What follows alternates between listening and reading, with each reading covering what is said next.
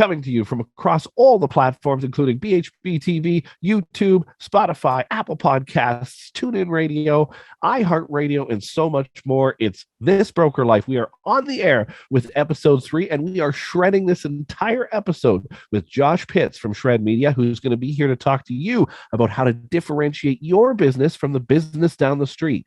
Whether you're a realtor, a mortgage pro, an appraiser, a lender, a lawyer, it doesn't matter. If you've got a business that you want to promote across the social media platforms and more, and do it via video, Josh has got great tips for you. This is not going to be about turning on a microphone and staring at a camera. This is going to be how to be different, how to change the way the business sees you as a brand, and so much more. Let's shred with Josh Pitts and episode 3 of This Broker Life. Let's go. Better listen up, we about to make it happen. So hot, we burn it up.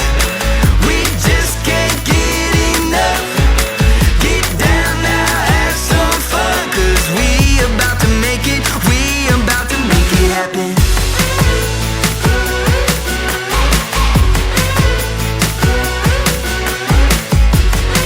All right, welcome to episode 3 of This Broker Life. I am super excited to have Josh Pitts here from Shred Media. Josh, we have had you on a couple of episodes before on our old podcast, but we also have you across the BHB TV platform. Your videos are super popular, and they're popular because you're honest and you're upfront about everything you talk about, and we are just super pumped to have you on our new show. Well, dude, thank you. I'm honored and humbled to be hanging out with you, Chris. Honestly, the BHB TV crew, when you guys first approached with this, I'm like, yes, I'm in. Let's do this. You guys are doing it from a place where I truly value. You're coming from a place of giving back to our industry. And that's why I'm so excited for you guys, for all the education, for all the value that you're adding. And I'm humbled to be hanging out today and excited for our conversation. Yeah, me too. And I want to talk to you a little bit about that particular thing. So it is talking about collaboration and giving back to the industry. And one of the things that I think is so important that we all do when we do that is through actionable items, like things that you can actually do to change how your business works, right? There's so many shows out there, so many things that you can watch on YouTube and everywhere else that, you know, are kind of just sort of that vanilla, like, here's the basics of how to do something, turn on a camera, things that you and I were talking about this just before we hit record. And, you know, here's how to turn on a camera, here's how to put the lights on, and away you go. But for us, I think what we really need to do is impact the industry a little bit in that, you know, like, you need to be different. You can be different. And you guys are the prime example of that. I mean, you guys are one of the most popular video shows on our platform. And it's for a reason. It's not just because you're a likable guy, which you are, Josh, but it's more about how you deliver what you deliver. So let's talk about that, because a lot of people say content is king. And there's this cliche out there. So let's cliche bust right now. What the hell does that even mean? What is content is king? Why do people say that? Dude, I think a lot of times actually people get this. They hear that the content is king, and it is. But at the same time, when it comes to like content, I tell people a lot of times content is king in the very, very beginning, but there's a lot more to that. There's a lot more to unpack. There's a lot more to understand with it. And I mean, we can chat more about that, but I always tell people too, content is only king if you're creating the right content. Like, people get this so wrong so often, is they're like, oh, I need to go take this thing, or I just need to turn on the camera and just create content. Just talk. If you're not adding value, if you're not actually being somebody who's giving back or who's being educational, entertaining, like, content is just, honestly, is more of a waste of time. And honestly, it's a distraction. I like to talk about this because Shred is an attention impact agency. And when I first started looking at growing Shred and starting the business, a lot of people are like, well, we need marketing help, we need PR help. And I'm like, okay, sure. But there's a lot of marketing companies out there. There's a lot of PR companies out there, but there was nobody who was really cutting through the noise, which is what you're talking about. There's so much noise of social media. And when people like Gary Vaynerchuk, who I have so much respect for, I've had on the show, like he talks about content, and content is king. And he puts out, dozens, if not, 20, 30 pieces of content a day. Most of us could never do that. Most of us, absolutely, there's no possible way. Even me, with somebody who has a team of people behind me, we're only putting out a few pieces of content a day, which again is difficult. You guys, the platform, like even you guys have, multiple shows, you're syndicating things or shows in one place. And even then it's still difficult to put out content. Well, when we come from a place of like content is king, it's what does it actually mean to you?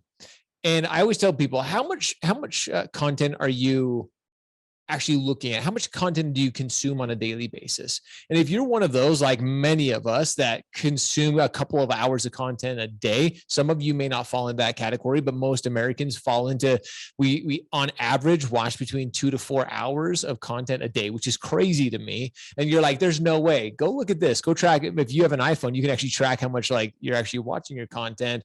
But what is the content that's capturing your attention? What is the content that's actually that's stopping the scroll, as I like to call it? If you're scrolling Instagram, TikTok, Twitter, Facebook, YouTube, whatever you're scrolling, what is that content that really catches your attention? Because nowadays, Chris, in this noisy world of social media, content is not king anymore. It has to be so much more curious. Like it has to be thought out. Like this, do you and I have a set of questions that we're going off? And no, we're just kind of having fun here. We're talking about what's going to be valuable. But for those who are just starting out on the journey, especially, this is the most difficult part for most people is they're like, what content do I start? Like you said, content is king. Content is king. That's always ringing in people's minds. What is actually important when it comes to creating content?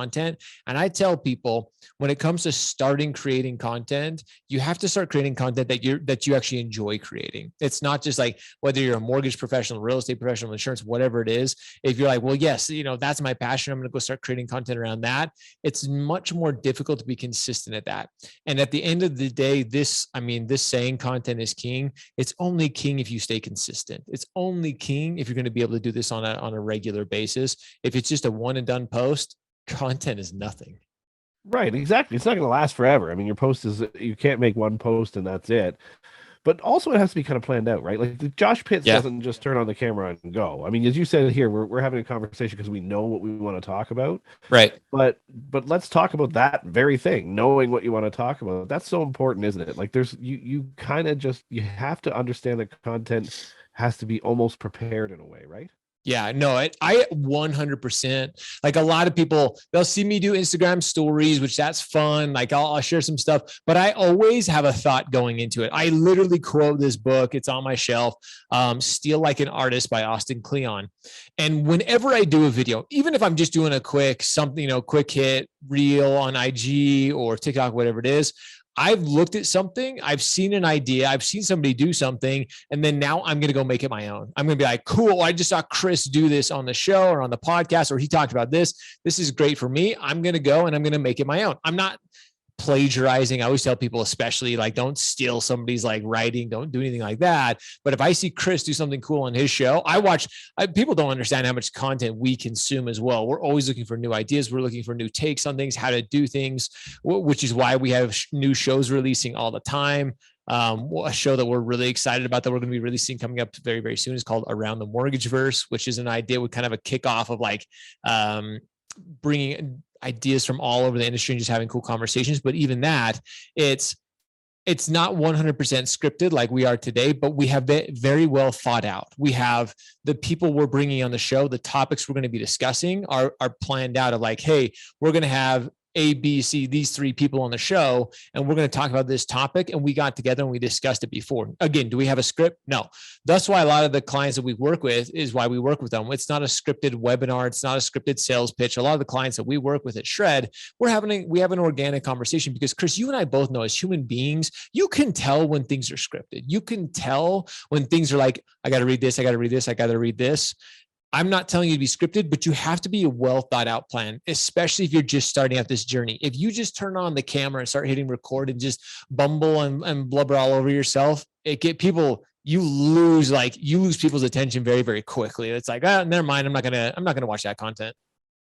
Yeah, it's so true. And the other thing too is the same message. So we struggle, I think, as an industry, with certain things that, especially news. Like if you think about news, a rate change, for example, the Fed changes the rate and everybody texts and posts and social media the hell out of that topic. Yeah.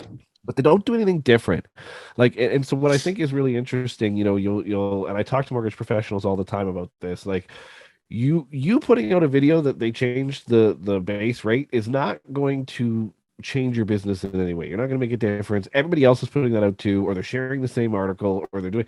So you've got to really sit there and think, who is my audience, right? And how do I make myself different from the mortgage pro, or as you said, the real estate pro, the appraiser, whoever it is, down the street, so that I get more attention and I go more viral, right? Yeah, this is okay. So I'm so glad you brought this up because this is something that plagues our industry. And I've talked about this on our show before. This is something that, again, you get, especially with rates as high as they are right now. People are like, oh, Feds raise their rate. They continue to raise rates. I'm all for. Now, I'm going to almost oppose you here, Chris, in a little bit, but I'm going to try to oppose in the right way.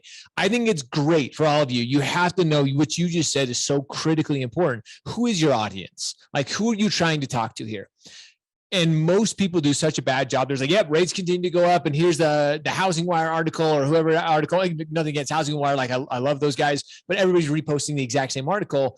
Go and make it fun. Like I could show you examples of people on TikTok and Instagram who take that same information, exact same information, Chris, but they make it entertaining. They make it fun. They're like, okay, cool. Like that's good to know. Like, and for me, I'm just like, sweet. Like that was fun. That's a good way. They're reaching a new audience. They're educating them in a way, but it's not just the ones that drive me crazy, Chris. And I can say this because we work with some of these clients, but when I see the same cookie cutter post that you're talking about, the company puts out a company broadcast, and then all of a sudden, I love doing this. And if you want a good laugh, go when the Fed makes an announcement or when rates go up, go on Instagram and search hashtag mortgage or broker or hashtag mortgage professional or whatever. And you'll see posts on those days where you'll have like 50 or 60 of the exact same posts from like some company that just mass blasted it out to all like there. And I'm like, guys, this is not good. What happens immediately too is Instagram, especially Instagram or even Facebook or wherever or LinkedIn, they have AI designed to catch that. And so if they see these mass like blasted posts, they will completely tank your viewership. They'll tank your audience. So people think this is a good practice, but they know, like, that's why the algorithms are put into place in the way that they are on these social platforms. So when people think, because I always have this, I love having this argument, Chris, along the same basis, is like, is it good just to post any type of content, or is it better to really to think through your content around this conversation? Because so many people are like, well, Josh, it's better to have something up there, right? And I'm like, no, I disagree. Like, if you're just posting content to post content, I think you're doing yourself more harm. Because again, think of your going back to your freaking point here, Chris, that I absolutely love, and everybody needs to really think about this. Think about your audience. You have to think about your audience in a way. Think about it like this: who did you hang out with this last weekend? Did you walk in and hanging out with your friends? Again, were you watching golf? Were you hanging out at the beach? Were you at a party? And did you walk in and say, hey guys, did you hear the Feds raised the rates and they're the 5% or blah, blah, blah, whatever it was? No, you would never do that. Like, that's just like, all your friends would laugh at you like, Chris, get out of here, dude. Like, stop giving us rate updates. We don't care. That's how you have to think of, like, that's what a social audience is all about, Chris. Exactly. No, it's so true. And it's about the real conversations that you're having, right? That topic may come up but it's coming up because you're talking about refinancing to renovate your home. Somebody brings that up at a party or something. So why wouldn't you talk about that and say, well, this might be a good time if you're thinking about renovating your home, this might be a good time to take a look at it before the rates get too high, these types of things, right? Because you're right. There's all sorts of sharing of the same message, the same article, the same piece of information. And my market, it's funny. I heard the argument, well, I'm a mortgage pro, and then there's 6 more down the same street. I work on a really busy street in my city, and there's 6 more of them, and they're all putting the same thing out. Well, but they don't all have the same client base. You might be mostly millennials. They might be mostly boomers. Know your client base. Know who's following you on social media. Know who your target audience is, as you said. Beautiful point there. Because your message to them, especially if it's think about the millennials, you talked about the TikTok ways of doing this. You're going to do that more if that's your client base than you are if it's the boomers or the greatest generation, somebody else older, right? Somebody who wants more facts about the rate change versus, somebody who wants to learn more about what that all means to them. Yeah. And it's huge. Yeah, this is something that literally I keep like, it's driving me crazy. And what I'm looking up on my phone right here is some of the people, if you guys don't follow the mortgage guy on TikTok, you should. Like Scott Bentley. I don't know if you've had him on your show. I should connect you with Scott because he'd be a lot of Yeah, we fun. have a video he did for us on how to use TikTok. Yeah, I was gonna say Scott does a really good. Min Win does an incredible job. There's a few people who do a great job at this, but why I even bring these guys up is like you just said, Chris. They've niched in their audience. They're like, hey, I know. Like Scott is very millennial based. He's looking for that younger demographic. That's who he's going after. He's nailed it. He's totally. Now, I'm not saying if you're going after boomers, like maybe you are a boomer and you're like, hey, I want to appeal to my audience. I understand them. Like then appeal to that audience. Like that's what I think. So many because this is like the common conversation in our industry. You know, the average age of somebody in our profession right now is still like 52 years old. I don't know if that statistic is real anymore. Like it might be, but I know I'm seeing a younger demographic, but it probably still is. Like it's probably a 52-year-old white guy. That's typically like the demographic. Then okay, start thinking about that. If you are that, if you're in that demographic, who are you creating that content for? Why are you starting to create that content? And if you start to think about these things back to your original point of know your audience, then you're going to start thinking of the things that resonate with you. Start thinking of, I saw somebody, that's what I was trying to find the example. There's a guy who has been in a mortgage specialist for like 30 plus years. And he just started TikTok. My team found it. And I'm like, this guy is cool. He's putting out like retro of songs he knew back in like the 70s that were like cool, but he's putting like mortgage quote or like mortgage advice to these 70s hits. And I'm like, that was smart. Like this guy did it really, really well because he's appealing to that audience. So what, again, to what your point is here is know your audience and really focus on them. Don't have this wide, like people always say, well, the shotgun approach or the net approach, catching all these fish. I'm like, there's a certain time for that, but right now more than ever, especially with the market that we're in, niche with an audience, really focus on one demographic and one person in particular. Just because again, you're going to be able to connect with them. I know my audience. This is me. I talk about it. I wear a hat. I'm kind of a t-shirt guy. I know my audience really well when I'm trying to target that audience. So now I know there's a lot of people talking about that. You know, there's RESPA and TILA, and there's all these things that, you know, talking about different demographics, and I'm trying to exclude demographics. No, we're not saying exclude anybody in particular. I'm just saying know who your audience is. Because once you understand who your audience is, you're going to be able to connect with them so much easier, so much faster. It's so true. It's funny. I remember I was thinking about, and this is a question I wanted to ask you later on, but I can ask it now too, because it really fits well here. There was a social media post I saw from a mortgage professional that I thought was hilarious because it was them resharing a news clip about how the higher rates are going to cause millennials to have a hard time buying homes, and that the market's going to change, and that it's going to be the older demographic that's dealing with home buying more, and there's going to be new styles of mortgages, hopefully down the road for millennials, and I hope that does happen. But what was funny was they shared that article and then stitched in a commercial about selling to millennials and trying to, you know, just completely go for that demographic, even though they know they're going to have a hard time selling it, and just shared a video that says it's really hard for millennials to buy homes. And I'm thinking, you know, this is a prime example of not knowing what your audience is, but also what the market's doing, right? Like, I mean, you know, with the rates not as low, if it is more unaffordable for millennials, which I think is something that does need to be addressed, but that's a whole other topic. Yeah. You know, but you're totally mixing up the markets then. And then, you know, you look at the video and you can see it's got like 72 views, even though they've got 4,000 followers. Well, part of the reason for that is you totally swung on and missed, right? And so I guess for my question for you is like, what are some of the worst examples you've seen about of just totally missing the mark on the content that was shared? Oh my gosh, I could give example. Like I won't name anybody specifically, but I could give you example. There's one other thing that really plagues our industry, and I think plague is a good word. There's so much misinformation out there because we live in a digital age, and like there's so much. All of us get emails from, you know, the Crispin Report and Housing Wire, and like one of the reasons we stopped doing Rise and Shred is because we felt like our industry was so oversaturated, and there's so many people because of social media platforms.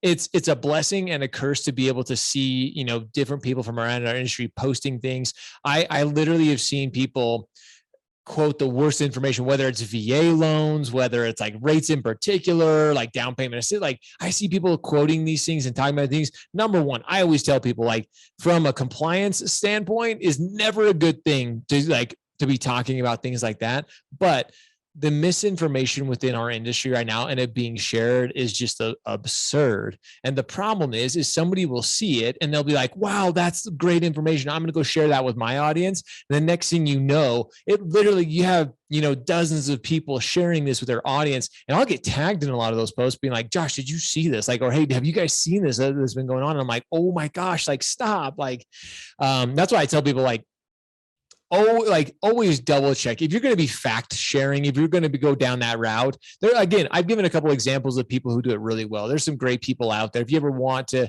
because I always tell people, follow somebody who's reputable, who's actually done this for a while, who's grown a following. And then the hard part is, though, Chris, when I show somebody like Scott Bentley is a great example, to try to be like Scott is going to be difficult for most people because Scott does it very well. Mint does it very well. I do what I do very well. I'm not being like egotistical, but trying to be me or trying to be you is going to be very, very difficult. You have to find what works for you. You have to find what works. Like, what are people going to be like? Oh, that's totally Josh. That's Chris. Like, that makes sense that he's talking about this, that he's doing this, he's acting in that way. One of the biggest questions I get asked right now is about like creating these personas. Like, again, and not to bash, like there's the mortgage nerd who I'm good friends with, like, but when you start to create that type of persona or brain or character, if you will, it's hard to keep up with that. Plus, to your point here, Chris, kind of as I bring this full circle, when you start to create a character like that and create misinformation or create this perceived persona, people start to get the wrong impression of our industry as well, which again causes a lot of questions. It causes a lot of, one thing that I see here in our state of Utah where I'm at, one thing that I personally think should be completely illegal, outlawed, is the advertising of rates on billboards. And many people know that my company, like back when I owned our mortgage company, we did that. It was me and my partner. My partner loved doing that, but we create this battle for attention. And we created in such a we create this rate, almost a, what's the best word for it? Probably like we create this damaging. Actually, I love the word damaging because people are like, oh, I saw this rate. I saw this rate. If you start to quote rates and you start to quote programs on your social platforms, it starts to just spread like, well, I saw Chris on this social channel talk about this, or I saw him talk about this on TikTok. If you can't do this for me as my mortgage professional, I'm going to go somewhere else. We start to create ourselves this world of like misinformation, bashing heads, and like, well, this person said one thing. So I always tell people it's kind of like the Spider-Man quote, if you will, with great power comes great responsibility. Like, when we're creating content, we really have to be mindful of thinking of like, who's going to consume this? Yeah, absolutely. I mean, that's the biggest thing. And you can be different. You can be yourself. In fact, the only way that you're going to actually get a following is if you are yourself, right? You talk about, creating a persona and a character you wouldn't actually be in front of a client, especially for a mortgage pro or a realtor or somebody. You mentioned Mortgage Nerd, and I haven't seen it myself, but I'll check it out. But I think, if you're not that way in front of your client, that makes it tough because the client goes, okay, well, I saw this, but that's not who I was expecting, that type of thing. And so yeah, you do kind of create it. It gets a little dangerous, especially that rate battle. We see that everywhere, right? And maybe a little less now as rates start to go up because it's hard to.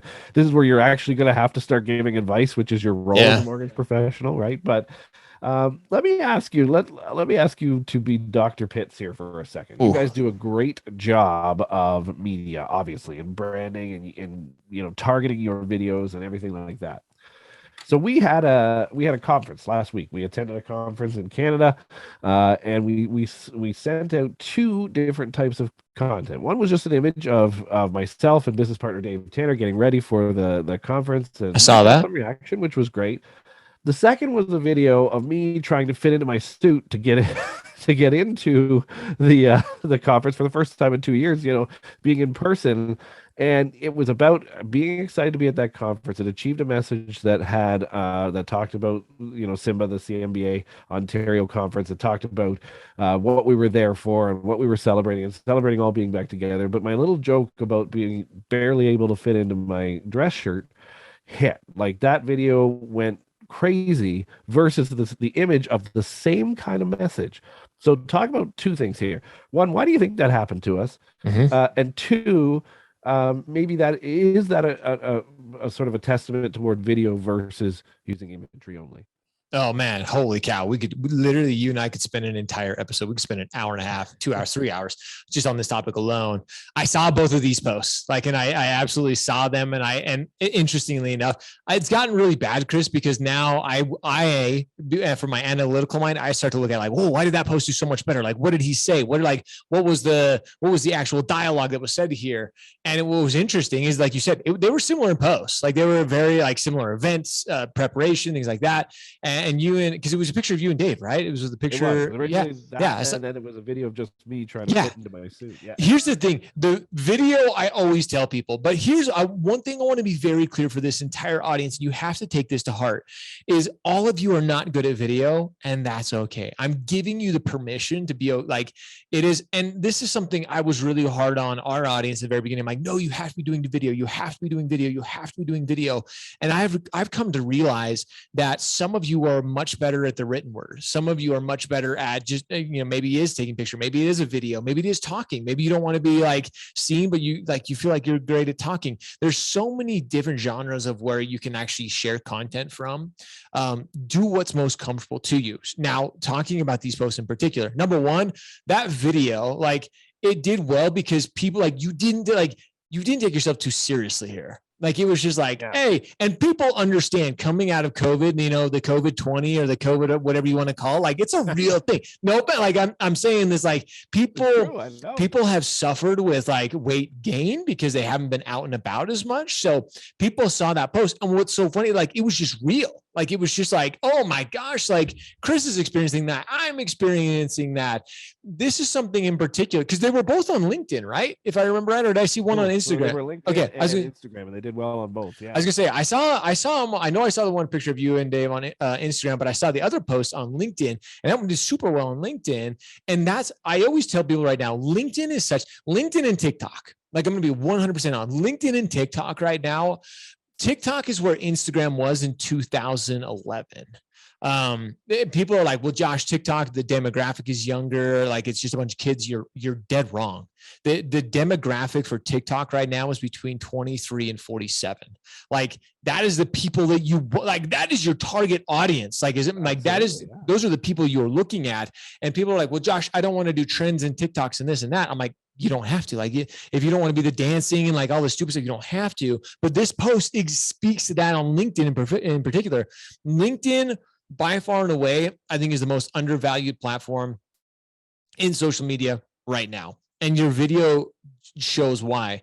People think you have to be professional on LinkedIn because it's it's a business network, right? That's what it's for. It's to build those relationships. Sure. But at the same time, we're still human beings. We're still people outside of business. So being able to share those moments like you did, it was a very personal, it was yes, you were going to CMBA. Yes, you were getting ready, but at the same time, you were being a human.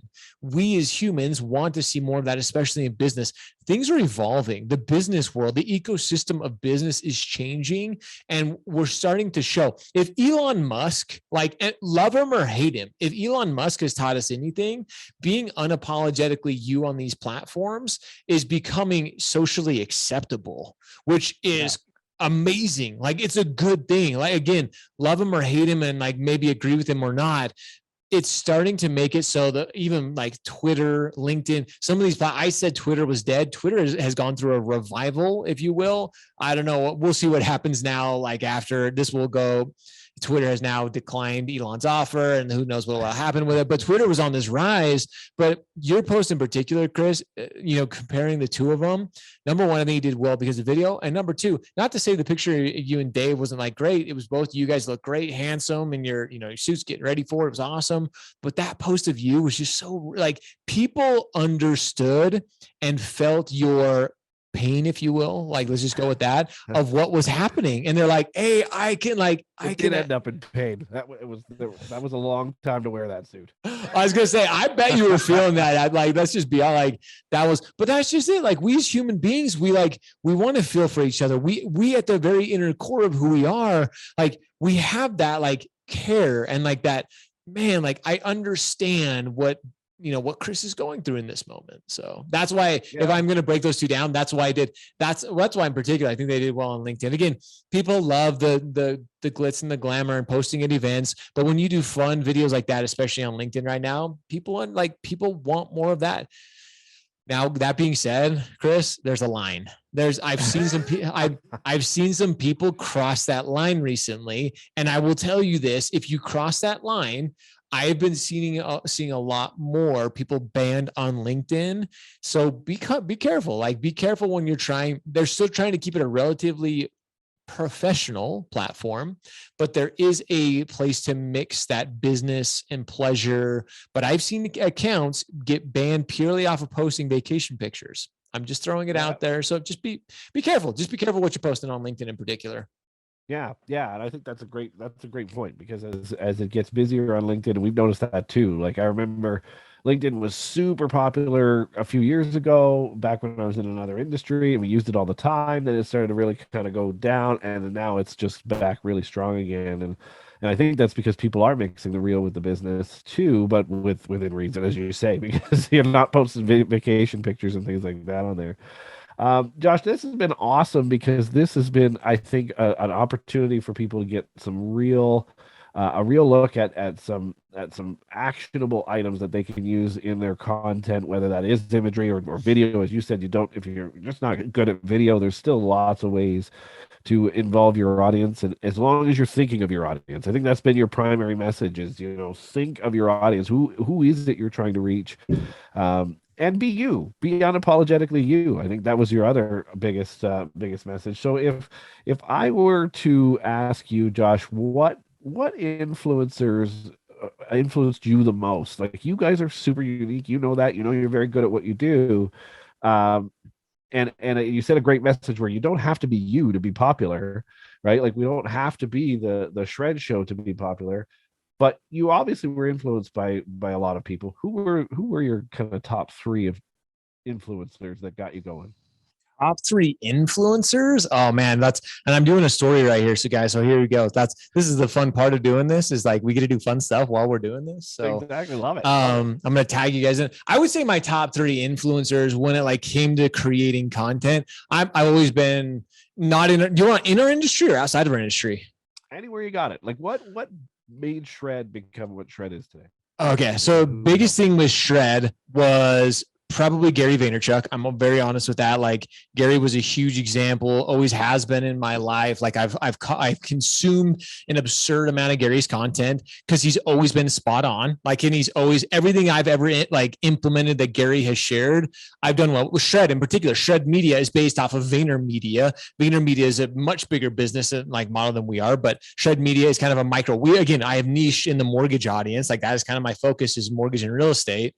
So I would think Gary probably was one of my biggest influencers when it came to that. Tom Bilyeu is another one. Like, I have so much respect and admiration for Tom.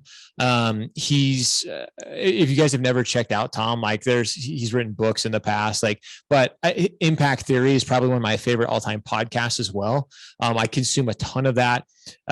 Just again, there's so many things that he talks about. Health a lot. He talks about health. He talks about mindset, talks about a lot of that.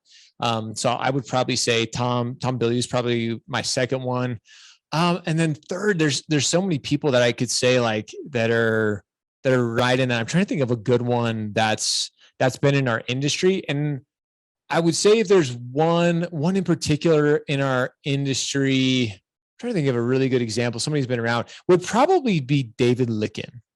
And I don't know if you know David Licken, but he's been a mentor to me for a long, long time. And I like to almost refer to David as like the godfather of podcasting. He was one of the very first people that started doing podcasting years, like 10 plus years ago, before podcasting was even like a relative thing in our industry. And he just did such a really good job at it. And he stayed consistent. Why I have so much respect for him is like he stayed so consistent over the years of podcasting. So he's done another just phenomenal job. He's one of those people in industry specifically that I think is awesome. So I'd say probably those have been the top three. I would say right up there too is Grant Cardone. I know a lot of people hate Grant Cardone because he's so in your face, but 10X, like that was a big book for me. That kind of pushed me at a time that I needed it. So I think Grant Cardone is, again, one of those who's very unapologetically him. So I would think those are a few examples that I guess I've really followed. Yeah, it's interesting you say Grant Cardone because I remember Scott Bentley bringing that up to us. So I don't know if it's actually in the final edited version of the video, but he definitely brought Grant Cardone up, and he talks about 10X. He talks about how he 10X'd his business with TikTok, right? Like, I mean, it's so crazy how well he did there. This has been awesome, Josh. Thank you so much for doing this. I mean, we really, really appreciate it. Let's do the final word here. Like, anything else you think the audience needs to know that we maybe didn't touch on?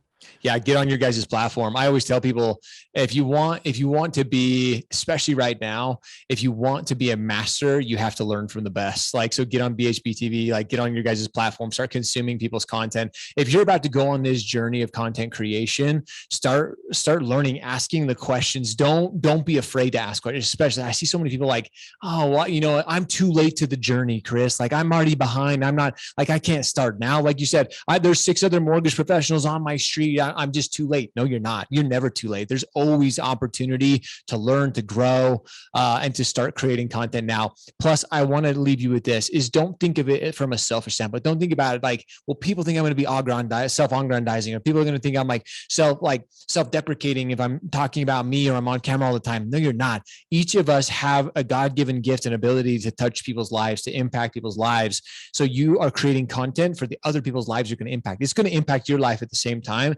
but you have something that other people need. So be willing to get out there and share it. Love it. Love it.